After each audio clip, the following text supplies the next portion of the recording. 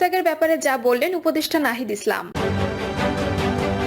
অন্তর্বর্তী সরকারকে অযোগ্য প্রমাণের চেষ্টা করছে ভারতীয় গণমাধ্যম দ্য অর্গানাইজার। জানাবো ডান বাম সহ ইসলামী দলগুলোকে কাছে টানতে তৎপর বিএনপি। এবং সর্বশেষ জানাবো শ্রাবণ মাসের চাঁদ দেখা যায়নি, শবে বরাত 14 ফেব্রুয়ারি। শুনছিলেন সংবাদ শিরোনাম, এবারে বিস্তারিত।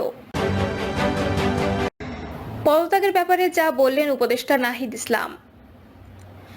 সরকার থেকে পদত্যাগের বিষয়ে এখনো কোনো সিদ্ধান্ত হয়নি বলে জানিয়েছে অন্তর্বর্তী সরকারের তথ্য উপদেষ্টা নাহিদ ইসলাম। সাংবাদিক কল্যাণ ট্রাস্টের চেক বিতরণ অনুষ্ঠান শেষে সাংবাদিকদের প্রশ্নের জবাবে একথা বলেন তিনি। নাহিদ ইসলাম বলেন, রাজনৈতিক দল গঠন ও পদত্যাগের ব্যাপারে এখনো কোনো সিদ্ধান্ত হয়নি, তবে সরকারের থেকে কোনো রাজনৈতিক দলে থাকবো না। এর আগে একটি জাতীয় দৈনিকের এক প্রতিবেদনে বলা হয়, জুলাই বিপ্লবের নেতৃত্ব দেওয়া ছাত্র জনতার নতুন একটি রাজনৈতিক দল আত্মপ্রকাশ করতে যাচ্ছে। দল ঘোষণার আগে আগামী 15 ফেব্রুয়ারির মধ্যে সরকার থেকে পদত্যাগ করতে যাচ্ছেন তথ্য উপদেষ্টা নাহিদ ইসলাম। ক্রীড়া উপদেষ্টা আসিফ মাহমুদ আগামী জুন মাসে পদত্যাগ করতে পারেন। সরকারের আরেক উপদেষ্টা মাহফুজ আলম এ বিষয়ে জানতে চাইলে তথ্য উপদেষ্টা বলেন, প্রতিবেদনটি আমার নজরে এসেছে, সামাজিক যোগাযোগ মাধ্যমে দেখেছি, পত্রিকা আসলে কোন উৎস থেকে এটা করেছে সেটা পরিষ্কার করেনি। এ ধরনের সিদ্ধান্ত এখনো হয়নি, যদি হয় তাহলে আমরা নিজেরাই বলবো। রাজনৈতিক দলে অংশগ্রহণের পরিস্থিতি হলে আমরা সরকার ছাড়াও সিদ্ধান্ত নিলে সেটা আনুষ্ঠানিকভাবেই বলবো। রাজনৈতিক দলে অংশগ্রহণ করবেন কিনা সাংবাদিকদের এমন প্রশ্নের জবাবে তিনি বলেন, রাজনৈতিক দলে অংশগ্রহণ করার মতো পরিস্থিতি হলে, সরকার ছাড়া সিদ্ধান্ত হলে আমরা আনুষ্ঠানিকভাবে বলবো। এমন কোনো সিদ্ধান্ত আমার জায়গা থেকে কিংবা ক্রীড়া উপদেষ্টা আসিফ মাহমুদের জায়গা থেকে এখনো হয়নি। রাজনৈতিক দল গঠনের কোনো পরিকল্পনা আছে কিনা এমন প্রশ্নে নাহিদ বলেন, এখন আমরা এটা নিয়ে ভাবি নাই, আমরা তো সরকারে আছি, সরকারের কার্যক্রমে অংশগ্রহণ করছি। অন্তর্বর্তী সরকারকে অযোগ্য প্রমাণের চেষ্টা করছে ভারতীয় গণমাধ্যম দ্য অর্গানাইজার। প্রধান উপদেষ্টা অধ্যাপক মোহাম্মদ ইউনুস এবং ওপেন সোসাইটি ফাউন্ডেশনের সভাপতি অ্যালেক্স সেরোসের মধ্যে বৈঠক নিয়ে ভারতীয় সাপ্তাহিক দ্য অর্গানাইজার প্রকাশিত প্রতিবেদন মিথ্যা এবং ভিত্তিহীন বলে জানিয়েছেন প্রধান উপদেষ্টা press wing. Facebook page CAS press wing facts প্রকাশিত এক বিবৃতিতে বলা হয়, ভারতের সাপ্তাহিক দ্য অর্গানাইজার একটি নতুন প্রচারণা চালিয়েছে, যা অনেক ভারতীয় জাতীয়তাবাদীদের বাংলাদেশে অন্তর্বর্তীকালীন সরকারকে অযোগ্য প্রমাণ করার চেষ্টা এবং ভারতের প্রভাবশালী প্রতিনিধি শেখ হাসিনার পুনরায় বাংলাদেশের শাসনভার দখল করার পথ সুগম করার উদ্দেশ্যে পরিচালিত। দ্য অর্গানাইজার সর্বশেষ অপপ্রচার হলো বাংলাদেশ প্রধান উপদেষ্টা মোহাম্মদ ইউনুস এবং ওপেন সোসাইটি ফাউন্ডেশন সভাপতি অ্যালেক্স সেরোসের মধ্যে বৈঠককে যুক্তরাষ্ট্রের প্রেসিডেন্ট ডোনাল্ড ট্রাম্পের বিরুদ্ধে একটি চ্যালেঞ্জ হিসেবে তুলে ধরে।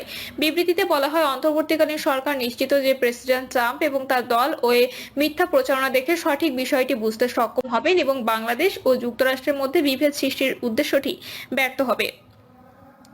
যুক্তরাষ্ট্রের পররাষ্ট্র দপ্তর এবং ঢাকায় তাদের দূতাবাসে ভালো করে জানে যে অধ্যাপক ইউনুস বিভিন্ন ধরনের ব্যক্তিদের সঙ্গে দেখা করেন, যাদের মধ্যে আছেন উচ্চপদস্থ সরকারি কর্মকর্তা, ব্যবসা এবং নাগরিক সমাজ সংগঠনের নেতারা, এমনকি যারা বাংলাদেশ সম্পর্কে সমালোচনামূলক মনোভাব পোষণ করেন তারাও। বিবৃতিতে বলা হয়, আমরা ট্রাম্প প্রশাসনকে বিভ্রান্ত এবং বিভিন্ন দেশের মধ্যে বিভাজন সৃষ্টি করতে সম্পূর্ণ কাল্পনিক প্রচারণাকে ব্যর্থ করে দিতে যুক্তরাষ্ট্র ও বাংলাদেশের অন্যান্য বন্ধু ও মিত্রদের সঙ্গে কাজ চালিয়ে যেতে আশাবাদী। ডান বাম সহ ইসলামী দলগুলোকে কাছে টানতে তৎপর বিএনপি। ত্রয়োদশ জাতীয় সংসদ নির্বাচনকে সামনে দৃশ্যমান হতে শুরু করেছে রাজনৈতিক হিসাব নিকাশ। নির্বাচনে নিজেদের অবস্থান সুদৃঢ় করতে আগাম প্রস্তুতি হিসেবে ডান বাম ও ইসলামী দলগুলোকে কাছে টানতে তৎপর দেশের অন্যতম বড় দল বিএনপি। অন্য দলগুলোর ভোট একই বাক্সে নিতে রীতিনীতি টানাটানি শুরু করেছে বিএনপি ও জামায়াত। তবে নির্বাচনের তফসিল ঘোষণার পর জোট নামা হচ্ছে নাকি সমঝোতা সে বিষয়ে সিদ্ধান্ত নেবে দলগুলো। সংশ্লিষ্ট দলগুলোর শীর্ষ নীতি নির্ধারকদের সঙ্গে আলাপ করে জানা গেছে এসব তথ্য। তবে আওয়ামী লীগ নেতৃত্বাধীন 14 দল বিগত দিনে ওই সরকারে যুক্ত রাজনৈতিক দলগুলোর সঙ্গে জোট বা সমঝোতার কোনো চিন্তা নেই বিএনপি ও জামায়াতের। এই দুদল ফ্যাসিবাদ বিরোধী আন্দোলনে যুক্ত রাজনৈতিক দলগুলোর মধ্যে সম্পর্ক বাড়িয়েছে। এদিকে ছাত্র নেতৃত্বের সংগঠন বৈষম্য বিরোধী ছাত্র আন্দোলন এবং জাতীয় নাগরিক কমিটি রাজনৈতিক দল ফেব্রুয়ারিতে আত্মপ্রকাশ করতে পারে। নতুন এই দল নিয়েও রাজনৈতিক মাঠে নানা আলোচনা চলছে। ছাত্র নেতাদের সঙ্গে জামায়াতের ভালো সম্পর্ক রয়েছে, আবার বিএনপির সঙ্গেও ছাত্র নেতাদের যোগাযোগ রয়েছে এবং তা আরো বাড়াতে চায় বলে জানা গেছে।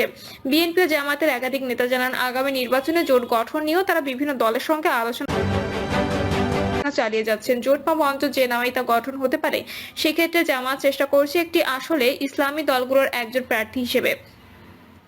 আবার বিএনপি তৎপরতা আছে 2018 সাল স্টাইলে মিত্রদের ধানের শীষ প্রতীক দিয়ে ভোটে অংশ নেওয়া অর্থাৎ দুদল ভোটের মাঠে এক বাক্স থাকার বিষয়ে বেশ তৎপর। তবে রাজনীতিতে শেষ বলে কিছু নেই জানিয়ে দলগুলোর নেতারা বলেন, এখন যে যার মতো তৎপরতা চালাচ্ছে। নির্বাচনের তফসিল ঘোষণা হলে অনেক চিত্রই পাল্টে যাবে।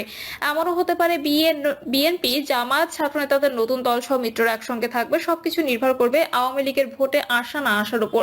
রাজনৈতিক বিশ্লেষকরা মনে করেন, নির্বাচনকে সামনে রেখে রাজনীতিতে একটি নতুন সমীকরণ হচ্ছে।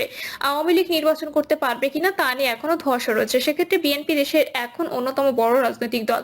এই দলটি ইতিমধ্যে ঘোষণা দিয়েছে, আগামীতে সরকার গঠন করতে পারলে জাতীয় সরকার হবে। সেখানে ফ্যাসিবাদ বিরোধী আন্দোলন সহ বিগত আন্দোলনে যেসব দল রাজপথে ছিল তাদের সবাইকে এই জাতীয় সরকারে নেওয়া হবে। এক্ষেত্রে অন্য রাজনৈতিক দল চাইবে বিএনপির সঙ্গে থাকতে। আবার জামায়াত ইসলামী মাঠে বেশ সক্রিয়, কিন্তু বিগত নির্বাচনগুলো পর্যালোচনা করলে দেখা যায় জামায়াতের ভোট কিন্তু তেমন বাড়েনি। তবে বর্তমান বাস্তবতায় দলটির ভোট হয়তো বেড়েছে। মতাদর্শিক দূরত্বের কারণে অন্য ইসলামী দলগুলোর সঙ্গে জোট বা সমঝোতা হবে কিনা তাও একটা বিষয়। তবে ছাত্রদের নতুন দল হলে এবং তাদের সঙ্গে যদি জামায়াত জোট করতে পারে তাহলে ভোট বাড়বে বলে মনে করেন বিশ্লেষকরা। জানতে চাইলে বিএনপির মহাসচিব মির্জা ফখরুল ইসলাম আলমগীর বলেন, ন্যূনতম সংস্কার শেষে অতি দ্রুত একটি নির্বাচনের ব্যবস্থা করে বাংলাদেশের মানুষকে সংকট থেকে মুক্ত করতে হবে। ফ্যাসিবাদ বিরোধী সব রাজনৈতিক দলের সঙ্গে বিএনপি সুসম্পর্ক রয়েছে। আগামী নির্বাচন একক নাকি জোটগতভাবে এটা এই মুহূর্তে বলা সম্ভব নয়। নির্বাচন এলে রাজনৈতিক দলগুলোর মধ্যে আলোচনা হয়, তারপর সিদ্ধান্ত হয়। রাজনৈতিক বিশ্লেষক ও সিনিয়র সাংবাদিক মাসুদ কামাল বলেন, আমি মনে করি সামনে নির্বাচনকে ঘিরে দুই ধরনের মেরুকরণ থাকবে। একটি বিএনপি নেতৃত্বে মধ্যপন্থী যে রাজনৈতিক দলগুলো আছে আর অনেকটা ধর্মভিত্তিক দল নয়, সেগুলো একদিকে থাকবে। অপরদিকে ধর্মভিত্তিক দল যেগুলো আছে সেগুলো একদিকে হওয়ার চেষ্টা করবে। কিন্তু আমার কাছে মনে হয় একদিকে হতে পারাটা হলো পৃথিবীর সবচেয়ে কঠিনতম কাজ। কারণ বিরোধটা যদি ধর্মকে কেন্দ্র করে হয় সেটাকে মেটানো খুব কঠিন। তারপরও সেই চেষ্টা চলছে। শেষ পর্যন্ত এমন কিছু হতে পারে, বিএনপির ইতোমধ্যে মিত্র অনেক দল আছে, সেসব দল মিলে জোট হতে পারে। আরেকটা জামায়াতে ইসলামী, বিভিন্ন ধর্মভিত্তিক দল এবং সামনে নতুন একটি দল মিলে আরেকটা মেরুতে থাকতে পারে। বিগত নির্বাচনে পরিসংখ্যানে ভোটের হিসাব বলছে, পঞ্চম জাতীয় সংসদ নির্বাচনে বিএনপির ভোটের হার ছিল 30.81, জামায়াতের 12.13%, জাকের পার্টির 1.22, বাংলাদেশ কমিউনিস্ট পার্টির 1.19, বাংলাদেশের কৃষক শ্রমিক আওয়ামী লীগের 1.81। ওই নির্বাচনে মোট 75টি দল অংশ নিল। ছোট দলগুলো 1%-এর নিচে ভোট পায়। সপ্তম জাতীয় সংসদ নির্বাচনে বিএনপির ভোটের হার ছিল 33.61, জামায়াতের 8.61%, ইসলামী ঐক্যজোট 1.09% ভোট পায়। এই নির্বাচনে মোট 81টি দল অংশ নিলেও ছোট সব দল 1%-এর নিচে ভোট পায়। অষ্টম জাতীয় সংসদ নির্বাচনে বিএনপির ভোটের হার ছিল 40.97, জামায়াতের 4.27%। এই নির্বাচনে ইসলামী